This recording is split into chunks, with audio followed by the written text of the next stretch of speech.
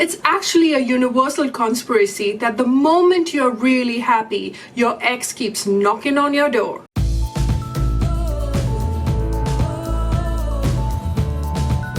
Hello everyone and welcome back to my channel. So today we are going to have some real talk one-on-one. I had a message the other day on Snapchat from a very young friend of mine, and I'm not going to mention her name, but girl, I know you're watching me, so this one is for you.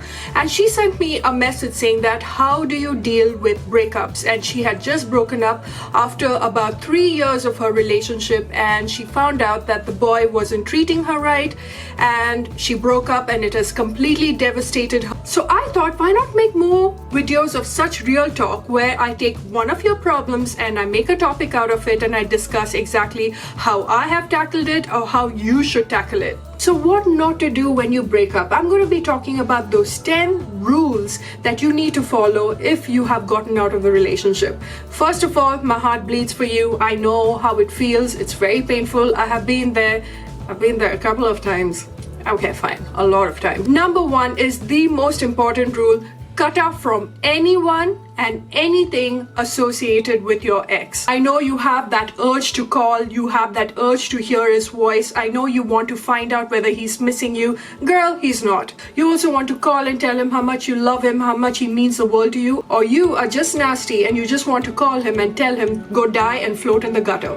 Whatever it is, please do not do that. Just cut off from him, cut off all ties, cut off association with his friends. And I know you all are friends. You used to do everything together, watch movies together, bowling alley together, take trips together. But trust me, if they really are your well-wishers, they would understand why you are taking a back seat.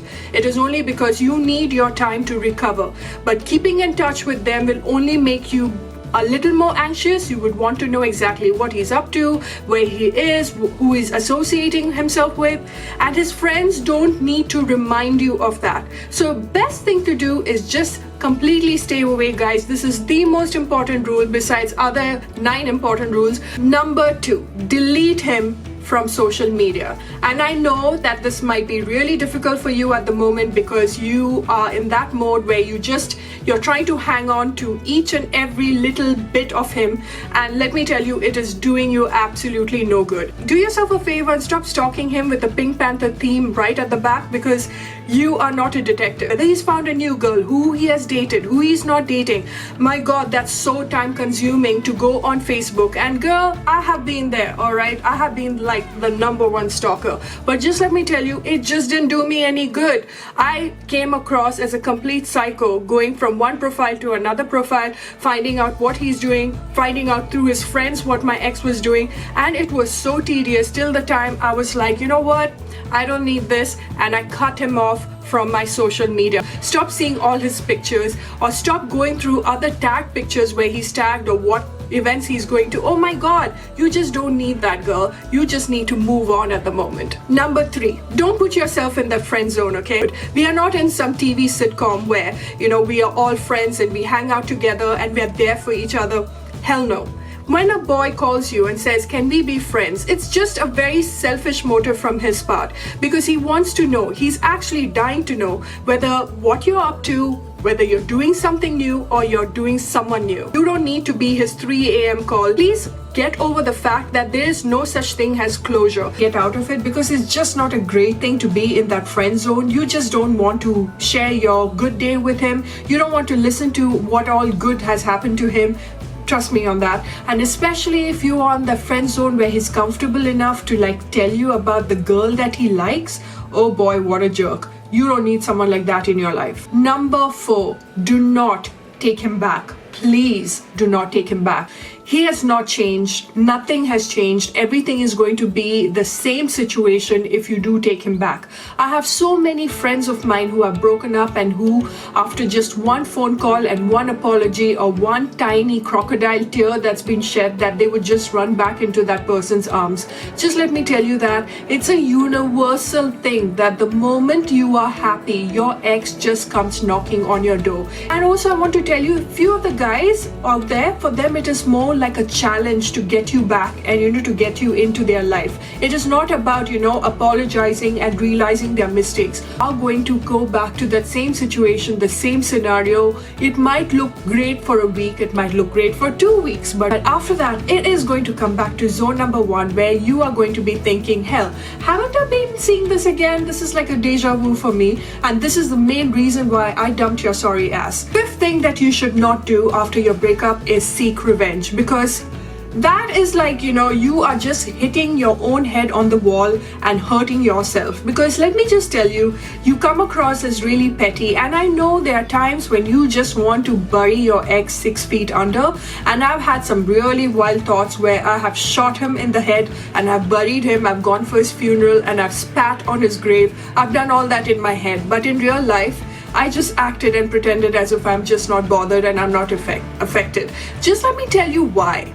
Because seeking revenge is so time consuming. Who has the time to sit and plot someone's murder? Seriously, believe in the word karma. The universe will take care of you. If he has harmed you when your every intention towards him was really good, or towards her was very good, then just leave it to the universe, because it has an amazing sense of humor. Let it just play out. So please leave his pets alone. Poor things. I mean, don't bring them into the equation. You don't even need to take the key and scratch his car. Man, I'm giving you ideas. Entire thrill of revenge only feeds hatred and bitterness, and believe me, it is so time consuming.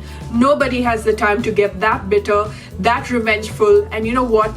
Life moves on. The next thing what you must not do is pretend that you are absolutely fine, because you are not, and it is okay for you to cry. Good friends you can reach out to who will understand you, who will hear you out. It is also very important for you to cry, because trying to be brave and trying to be okay, oh, you know what, I'm going to the nightclub, and for social media trying to show that you're completely fine, that is so childish. Take your time. It is okay. There is nothing wrong in having your ex know that you are not doing okay. And just let me tell you something about it. When it comes to breakup, who is really the strongest? The person who actually takes its time to mourn and heal. That person tends to just one fine day get up, and there's this thing in their brain that just switches off from their ex, and they are ready to move on. The person who immediately goes from one relationship like a rebound, goes for parties, drinks, shows on social media that they are pretty much fine, are the ones that are not fine. Because bottling everything up is just going to make you do something so stupid. One fine day you're going to be in that stage where you're completely drunk and you're making that phone call, which you must not. Point number 1. But all I'm trying to tell you is get more stronger, get more fitter, and that is what I'm trying to tell you in my next point. Don't let yourself go completely. And I'm talking about physically, I'm talking about mentally, I'm talking about emotionally. What many of us tend to do after our breakup is not take care of ourselves.